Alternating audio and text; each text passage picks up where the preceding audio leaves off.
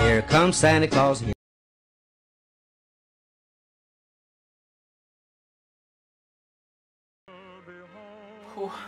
Täällä on melko kylmä. No, ei minä nyt tiedä. No sinulla on takki päällä, mutta minä vaihdoin jo tähän mun arkiasuun. Niin, minä otan. Mitäs siellä tippuu taas jotain meidän vanhoja romuja? Romuja niitä. Niinpä. Ai sulla on kylmä vai?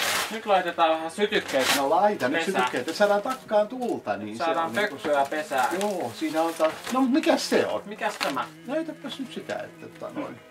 Herran aika sentään. Tämähän on kirje Olgalta. Hei LV ja LA.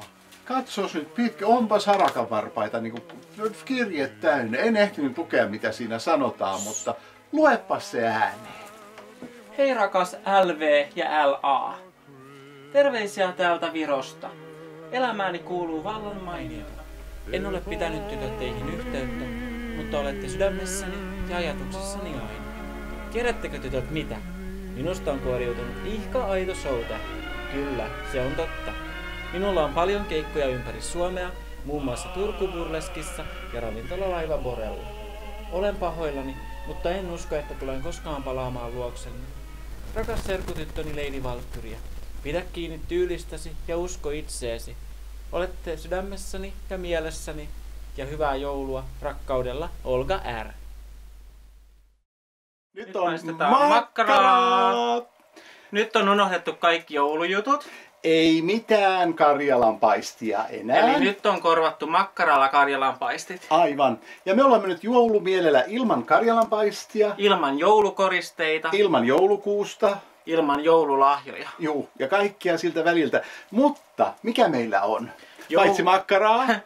No joulumieli. Joulumieli, kyllä sen Ja pitää olla vietetään joulumieli. tosiaan joulua täällä ystävien kesken ilman mitään krääsää ja kaupallisuutta. Niin, väitätkö sinä, että sinä olet minun ystäväni jopa? Kai sitä nyt joulun alla täytyy edes teeskennellä, että on ystävä. Oi kun kiva. Nyt meillä on vielä muutama päivä aikaa sitten niin kuin teeskennellä sitä, että olemme ystäviä. Mutta nyt paistetaan makkaraa, koska on joulumieli ja makkara on hyvä. On, ja nyt alkaa olla vähän nälkä. Näin on. Kyllä on niin kiva paistaa makkaraa, mutta kuule, Lady Valkyrie, miten sinulla kävi siellä chatissa? No siis, minä tapasin sellaisen ihanan espanjalaisen miehen, Ajaa. mutta ne kohtelevat minua aina kovin esineellistävästi. Jaa, etkö ajatellut olla esine? En. Ja aina ajatellaan vaan, että naisen tehtävä on näyttää kauniilta ja antaa naisellisia avuja. No minä olen kuitenkin maitolaiturilla, että sehän on lehmän tehtävä.